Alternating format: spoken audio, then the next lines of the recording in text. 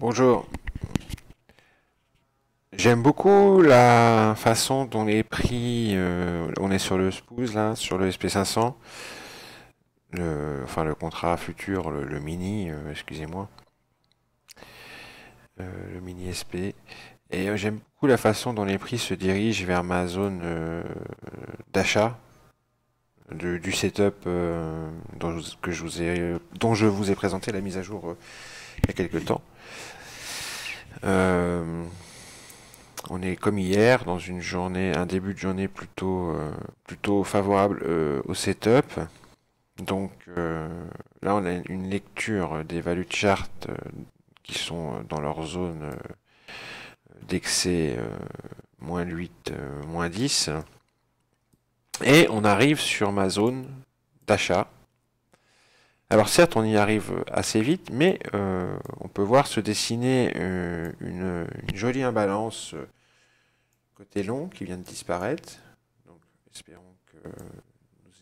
espérons qu'elle réapparaisse, car pour le coup on n'aura pas de signal.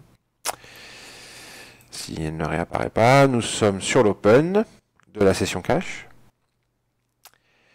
Pile poil, on vient de toucher l'open au tick près de la session cash. Alors il y a un gros gap, hein, bon, parce que là je n'utilise que les horaires de la session cash.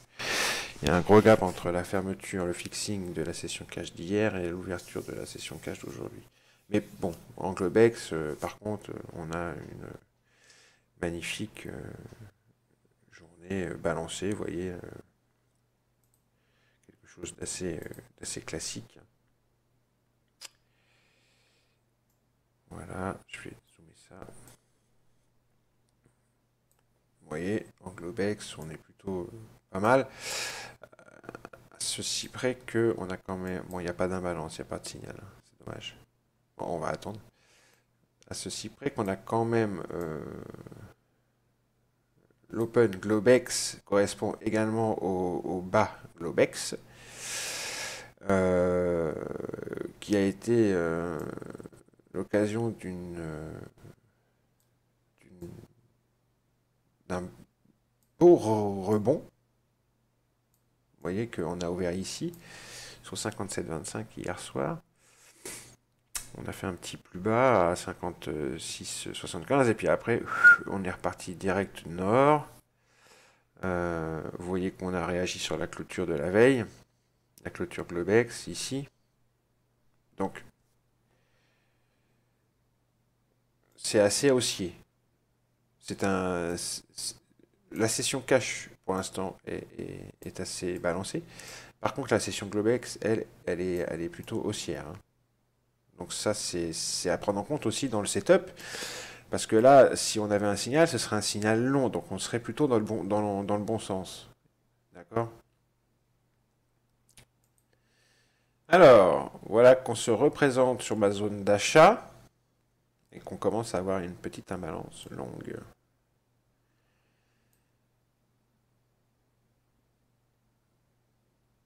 Donc je ne vais prendre qu'un contrat. euh, et voilà, un stop qu'on mettra un tick en dessous, la bougie du signal, et un TP à 10 ticks. Ça fera 125 $ et ça sera très bien.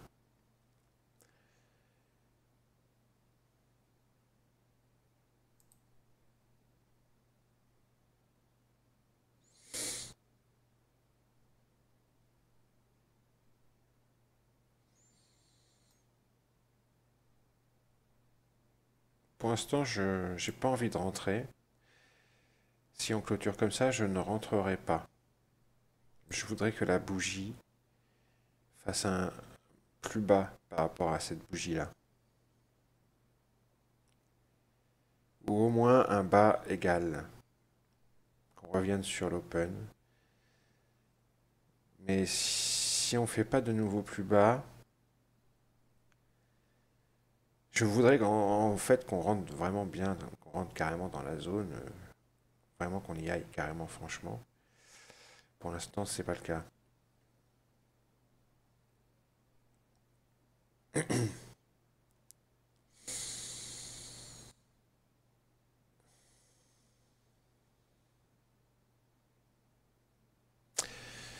Hier, c'était vraiment la journée idéale pour ce setup, hein.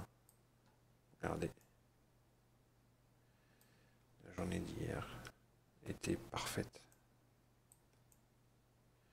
Voilà. Voilà la journée d'hier, la session cash. Voilà. Parfaitement balancée. Et tous les signaux étaient bons à prendre, hein. Ici, ici, ici, ici, ici. Ils étaient tous bons. Tous. C'était gavage, quoi. Gavage, gavage. Bon, alors, là, aujourd'hui, ici, on a eu un signal qui était parfait. Voilà. On est dans la zone, on fait une imbalance short. Et après, ça dévisse. On repart sur l'autre zone en face. Par contre, là, on n'a pas eu d'imbalance dans cette bougie-là, donc je n'ai pas pu prendre le signal. Il n'y a pas eu de signal d'ailleurs, je n'ai donc pas eu de signal. Et pour l'instant, on n'en a toujours pas. Et ça m'embête un petit peu parce que j'aimerais bien me placer côté long dans cette histoire en fait. Comme je l'ai expliqué tout à l'heure, quand on regarde la session Globex, on est haussier sur la journée, hein, sur la session Globex. Donc, euh, j'ai plutôt envie de me placer long. Ça commence à m'embêter, ça, ce market profile qui déconne là. Excusez-moi. Toi, tu dégages aussi, merci. Donc ça traînouille un petit peu à nous donner un signal.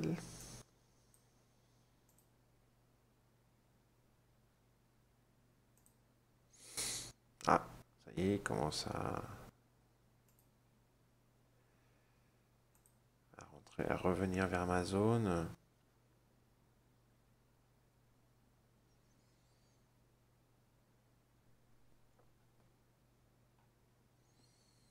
Là, ça commence à m'intéresser. S'il pouvait descendre un peu plus, ça m'intéresserait franchement.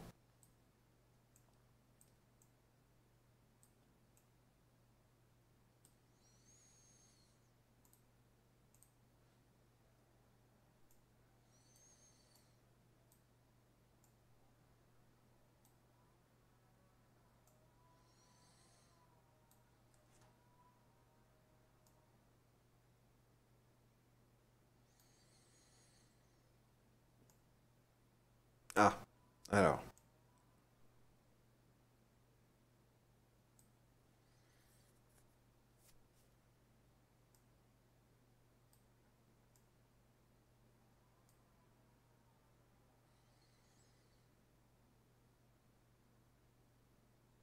Ça devient intéressant. On va voir si on va rester dans une journée, dans une phase de marché balancé ou si on va squeezer au sud et là le setup ne sera plus valable, hein. Pour l'instant, on est toujours dans une phase de marché qui est bonne pour le setup. Donc là, si on clôture comme ceci avec cette imbalance, c'est parfait pour moi. Je rentrerai long sur cette bougie.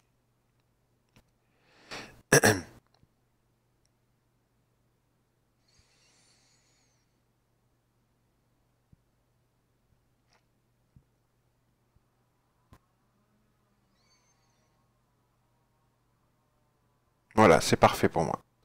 Je rentre, je suis rentré. Le signal est bon.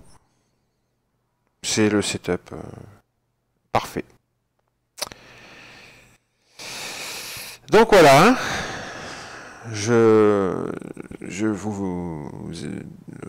ouais, regardez, cette bougie-là, 13 000 volumes. Cette bougie-là, qui a 5 000 volumes. Avec une imbalance longue dans la mèche. Un delta, une divergence prix delta.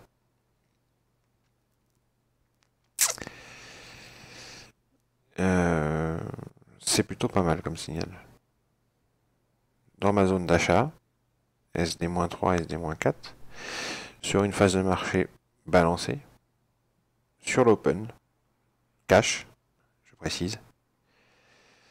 C'est plutôt pas mal, et quand on voit où on est aussi sur le POC volume de la session Globex. On oscille autour. Et on est sur le POC volume de la session cash également. Donc c'est plutôt pas mal. Comme signal. C'est plutôt pas mal. Voilà, donc j'ai un TP à 10 ticks. Donc vous voyez, mon TP, il est là.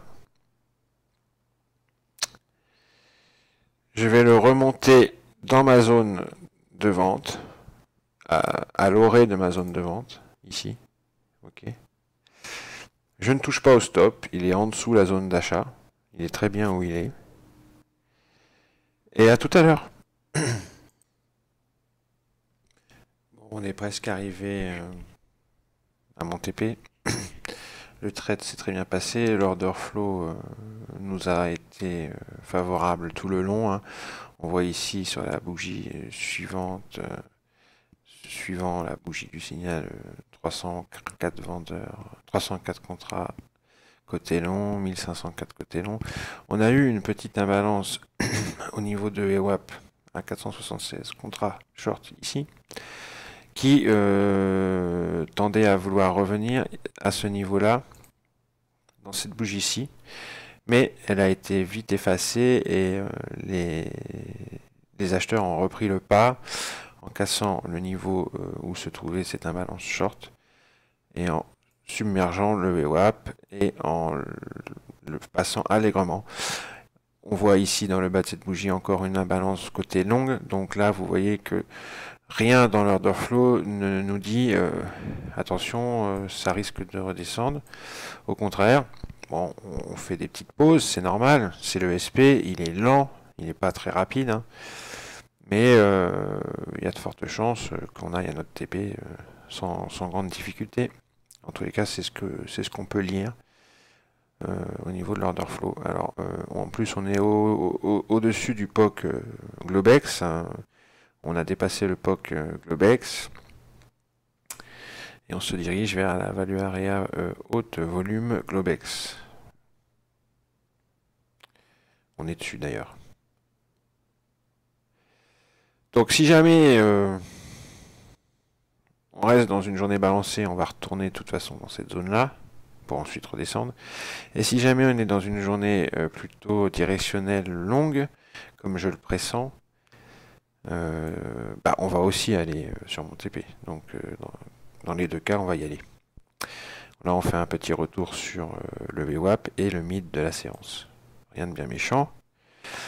Faudra juste surveiller l'order flow, hein, parce que si on a une belle imbalance longue à ce niveau-là, ça sera parfait. Par contre, si on commence à avoir beaucoup d'ordres marché vendeurs rentrer et qu'on commence à voir un order flow plutôt rouge apparaître, il faudra quand même se méfier. D'accord ? C'est pas la peine de tenter le diable. On peut très bien sortir à plus 1, se payer le spread et les commissions, et puis basta, on prend le prochain signal. On aurait pu aussi, c'est ce que je fais souvent, mettre 2 contrats, et là on aurait sorti le premier contrat et mis stop 0 sur le deuxième contrat, ou plus 1, avec un TP ouvert. Et on laisse courir. Bon là pour l'exemple, je suis rentré qu'avec un seul contrat. Je le fais en sim parce que de toute façon en plus je vais partir, là. Je peux pas rester devant l'écran. Donc bien évidemment je vais pas le faire en réel. Si je peux pas rester devant l'écran, je le savais quand j'ai pris le trade, que je serais obligé de partir, il est 5h15 là. Donc j'aurais bien voulu qu'on aille à mon TP avant que je parte. Mais le SP, il est comme ça. C'est un petit cochon. Il y va pas toujours facilement. Mais il y va.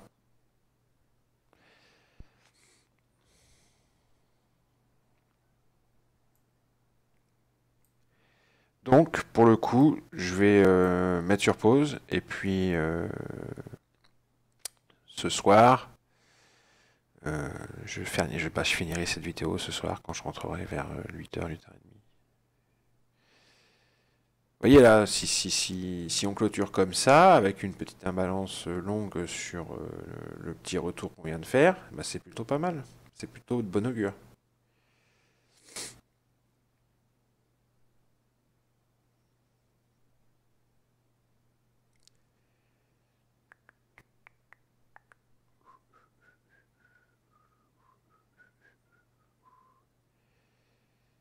Ouais, c'est plutôt pas mal ce qui se passe.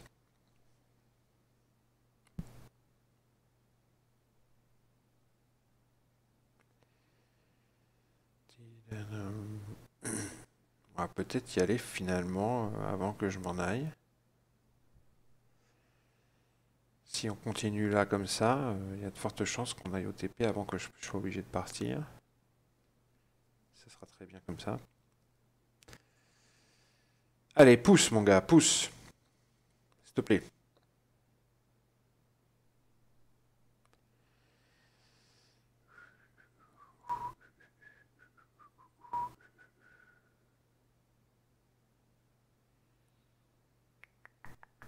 Voilà, une belle petite imbalance longue qui s'est fait donc sur le petit retour VWAP mid de la séance, mid de la séance. Bon, c'est plutôt de bon augure. On peut faire une petite mèche encore et puis ensuite repartir, je pense. Il y a 832 contrats à côté vendeur, effectivement, je les ai vus. Mais ce qui prévaut pour l'instant, c'est que, vous savez, on en avait 476 aussi ici, ça n'a pas empêché de les déborder. Non, on voit quand même que dans la structure même de ce qui est en train de se passer sous nos yeux, on voit bien, regardez, on monte, on descend un peu, on remonte, on descend un peu, et à chaque fois qu'on redescend, qu'on retrace un petit peu, qu'on prend un peu sa respiration, on voit bien un order flow côté acheteur, vous voyez, comme ici, comme ici, comme ici. Donc on voit bien que la structure des souches se fait comme ça en zigzag, mais vers le nord. Donc là c'est pareil, on fait une mèche, et puis ensuite, hop, on va remonter un petit peu, vous voyez, il prend son temps. Mais la structure même de ce qu'est le price action et l'order flow, ici, sont assez clairs à lire, je trouve. Je trouve qu'il n'y a pas vraiment, c'est pas très compliqué. Regardez là, à nouveau, petit retour, petite mèche, un balance tout de suite côté acheteur dans la mèche. Alors si ça relance, ça confirmera encore cette structure, ce price action qui est assez haussière, en zigzag comme ça, haussière. Tac, tac, tac, tac, tac, tac. Un order flow et un price action assez facile à lire, ma foi. Le SP500 est très agréable à trader. La seule chose, c'est qu'il ne faut pas être pressé et que c'est bien de pouvoir mettre vraiment plusieurs contrats. 4 contrats, c'est l'idéal, par exemple. 4 contrats, 3 ou 4, c'est vraiment l'idéal. Là, vous faites des belles journées, vous faites des beaux trades. Et c'est assez sécure parce que c'est un actif à l'order flow très, très fiable. Hein. Donc c'est l'indice le plus liquide, c'est l'indice directeur, c'est celui qui dirige. Et c'est là que c'est l'order flow le plus fiable au monde avec le Bund. C'est les deux actifs où l'order flow est hyper fiable. Bon alors là on commence à avoir quand même une petite chérie, on va dire. On va voir. De toute façon, là, je vais y aller, je vais mettre sur pause. Tant qu'on n'a pas cassé ce niveau où il y a 95, la dame balance acheteuse, je veux dire, il n'y a pas d'affolement à avoir. Si on commence à descendre en dessous ça, bah, il serait peut-être mieux de sortir à plus 1, plus 2, et puis basta, on prend le prochain signal. Ok. Allez, moi j'y vais. Je vous dis à tout à l'heure et on verra ce que ce trade a donné. Donc voilà, hein, notre target a été atteinte hein, pendant que j'étais parti. Vous voyez, ça a été assez rapide en fin de compte. Hein. Voilà. Et puis depuis, on est passé dans un profil de marché où le setup n'est plus viable, donc on cherche plus de signaux, hein, évidemment. Donc ça tombait plutôt bien parce que le signal qu'on a pris ici, euh, bah, c'était le seul de la journée. Non, il y en a eu certainement un autre ici. En fait, si j'avais été devant l'écran, on peut certainement envisager un objectif au POC et au VWAP, même plus haut, hein, on a été jusque-là, vu que l'entrée était à 64-75 et qu'au plus haut on a été à 67. Ça fait 2,25. Ouais, ça fait 10 ticks. Il est fort probable que je serais sorti à 10 ticks. Vous vous rappelez, j'avais monté mon stop dans la zone d'achat puisque je partais. Je me suis dit, je vais monter mon stop. Hein, je vais mettre un peu plus que 10 ticks. Donc, je pense que je serais sorti étant devant les écrans à 10 ticks ici. Et que le deuxième signal qu'on a eu ici, je serais rentré. On va regarder juste si ça a été un signal valide. C'est pas sûr. Donc le deuxième signal, il a eu lieu sur la bougie de 17h45. Alors, voilà. Est-ce qu'il y a eu un signal sur cette bougie? Donc on est dans la zone là. Ici. Voilà. Sur cette bougie-là, il n'y a pas de signal, il n'y a pas d'imbalance. Par contre, il y a une imbalance dans celle-là. Ici. Donc on peut envisager que, en plus, il y a un signal sur les values de chart là. Comme on est encore dans la zone et qu'on clôture dans la zone et qu'on a une imbalance longue sur cette bougie-là dans la zone, on peut envisager de prendre le signal. Après, chacun voit, adapte le setup en fonction de ses... surtout en fonction de sa tolérance au risque. C'est un peu plus risqué de prendre un signal comme ça, plutôt qu'un signal qui serait apparu là. Parce que c'est une bougie qui ne fait pas un nouveau plus bas par rapport à la bougie précédente. Donc c'est un peu plus risqué, mais c'est prenable. Bon, moi, ça m'arrive de le prendre en réel comme ça. Et la preuve que ça marche très bien, parce que ça aurait été un deuxième trade gagnant. Hein. Comme le premier, on aurait pu faire 150 € largement sur celui-là. Également. Imaginons qu'on rentre à la clôture de la bougie ici, où il y a une imbalance longue, et qu'on sorte sur la zone ici de vente, ça fait à nouveau à peu près 137 €, 137,50 $. Donc c'est plutôt pas mal. Le deuxième signal était viable également. Et puis ensuite on sort complètement, vous voyez là les standards déviation, les zones d'achat et de vente divergent complètement. On en a une qui monte fortement. La zone du haut monte fortement. Et la zone du bas commence à diverger vraiment, vraiment, vraiment de plus en plus fort. Donc là, le setup, on n'utilise plus ce setup dans ce profil de marché. Donc, on ne regarde même pas s'il y a eu des signaux après, parce que de toute façon, on n'aurait pas pris le setup. Le setup, on n'aurait pas appliqué ce setup. Voilà. Dans cette phase de marché-là, c'est limite. Mais on voit quand même que ça commence à diverger. Hein. Moi, je ne prends pas dans ces... Quand ça commence à diverger comme ça, je ne prends pas. Vous voyez quand même qu'on est beaucoup moins plat qu'avant. Là, on converge. Regardez. Les zones convergent. Là, on commence à diverger. Donc, s'il y a un signal ici, je ne le prends pas, hein, de toute façon. Hein. On peut regarder, hein, c'est à partir de 18h50 à peu près. On peut regarder s'il y a eu des signaux. Voilà, c'est dans toute cette zone-là.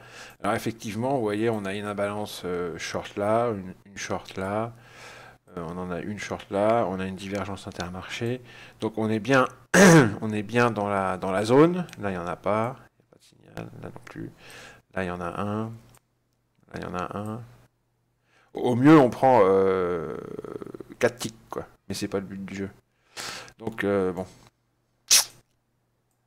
Moi, une zone comme ça, par contre, c'est un autre setup, hein, c'est autre chose.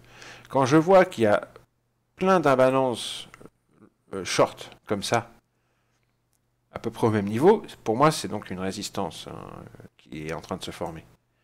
Et là, par contre, c'est un autre setup. Je ne vais pas en parler, je vais juste signaler juste vite fait. Quand je vois un truc comme ça, une résistance au niveau de la microstructure comme ça, ce que je fais, c'est que je mets un buy stop au-dessus, par contre. Et là, on voit que ça aurait très bien fonctionné. Parce qu'après, ça squeeze vraiment bien au nord. Hein.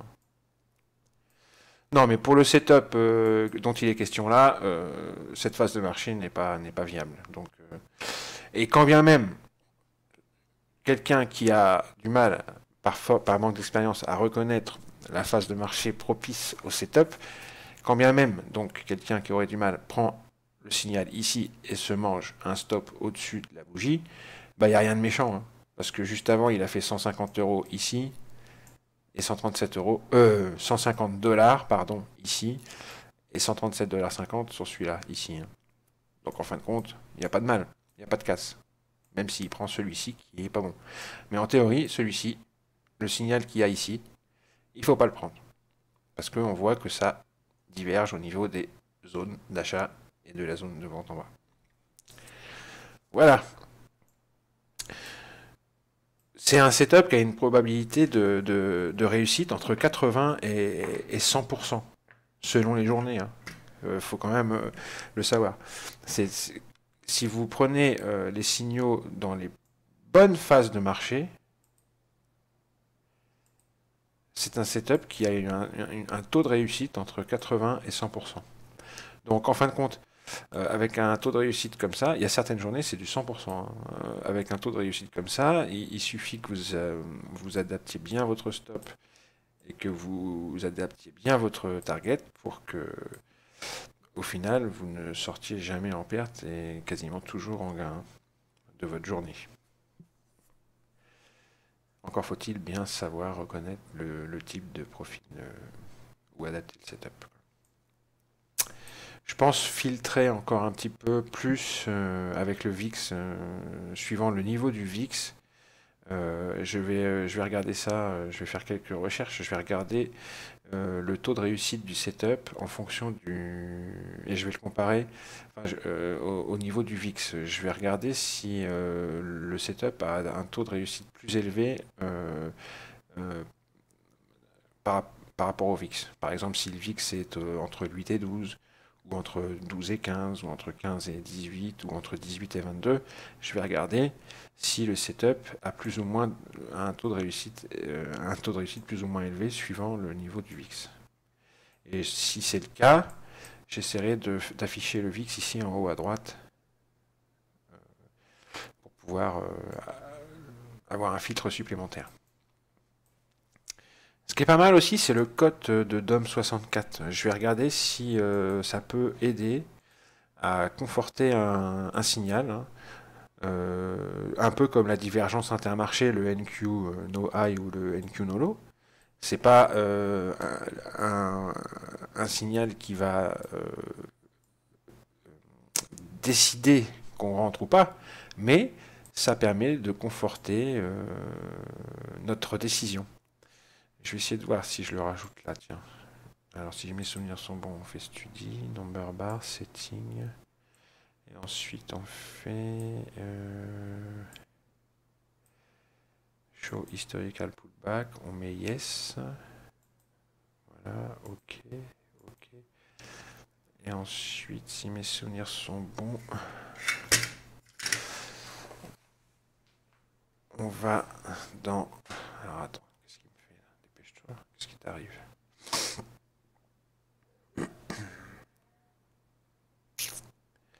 Bah alors,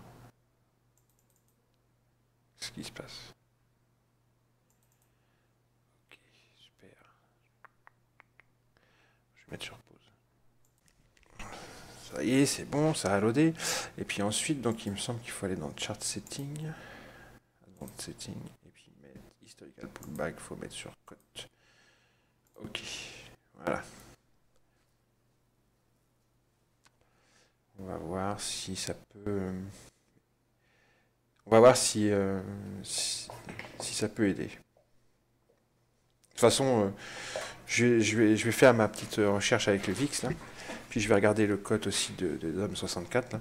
Et puis je referai une toute petite vidéo juste pour parler de ça, si jamais ça aide.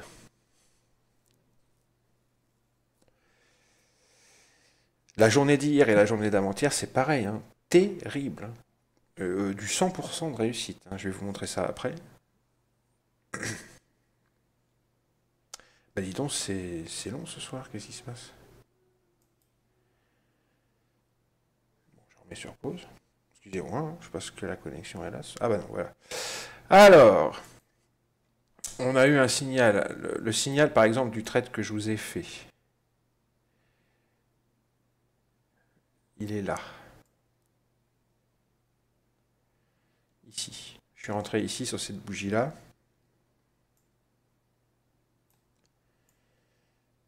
Parce que nous étions dans la zone où nous avions une imbalance longue. Donc je suis rentré à l'ouverture de la bougie qui a suivi. Et alors là, ce que je comprends pas, c'est que DOM, il a un chiffre en haut et 0 en bas, ou alors 0 en bas et un chiffre en haut, et moi, ça me fait pas ça. Bon, il va falloir que je regarde dans la description de la studie comment on l'utilise, parce que là, je comprends pas. Bon, je regarderai ça plus tard. Je vais pas vous embêter plus avec ça. Je vais l'enlever là, parce que a priori, ça ne marche pas. Je sais pas encore m'en servir, j'irai voir comment ça marche. Hop, je l'enlève. Et par contre, je vais vous montrer la journée d'hier et d'avant-hier, qui étaient deux journées. La journée d'hier, pardon, qui était une journée parfaite pour ce setup. Hein. Mais vraiment du 100% de réussite. Hein.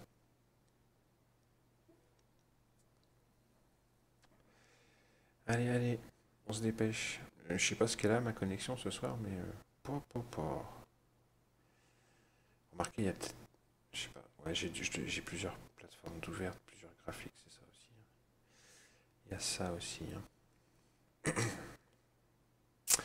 Puis le soir, à cette heure-là, il y a beaucoup de gens sur Internet, donc les connexions sont plus lentes, bien entendu. Alors, hop!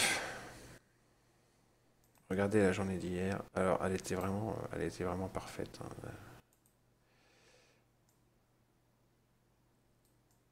Voilà le type de journée parfaite pour le setup. Voilà. Vous voyez, ça c'est l'idéal. Tous les signaux, hein, je les ai regardés, donc je sais. Ici, il y a eu un signal. Ici, il y a eu un signal. Ici, il y a eu un signal. Et on a même eu un ici qui pouvait donner une dizaine de ticks. 9 exactement. Ils étaient tous bons. Tous bons. Et à chaque fois, si vous avez comme objectif la zone d'en face, c'est à peu près, voilà, c'est 375 $. Ici, c'est à peu près 337 $. Et ici, il y avait 9 ticks à prendre à peu près. 112 $. Voilà, quoi, sur une journée comme ça, c'est de la bombe. Il n'y a pas à tergiverser, c'est de la bombe. C'est tout à fait le genre de journée où il faut que vous adaptiez à ce setup. Je crois qu'il y avait un signal ici, mais bon, il n'était pas à prendre, hein, même s'il était bon. Ce que vous pouvez faire, c'est prendre 2 contrats, ou 4, et vous en sortez, si vous prenez 2 contrats, vous en sortez un objectif VWAP, vous en sortez un, et le second, vous mettez stop 0 et vous attendez la zone en face. Si vous en prenez 4, vous en sortez 2 au VWAP et 2 en face. Le VWAP, ça peut être un objectif intermédiaire si vous rentrez à plusieurs contrats. Hein. Allez, ciao!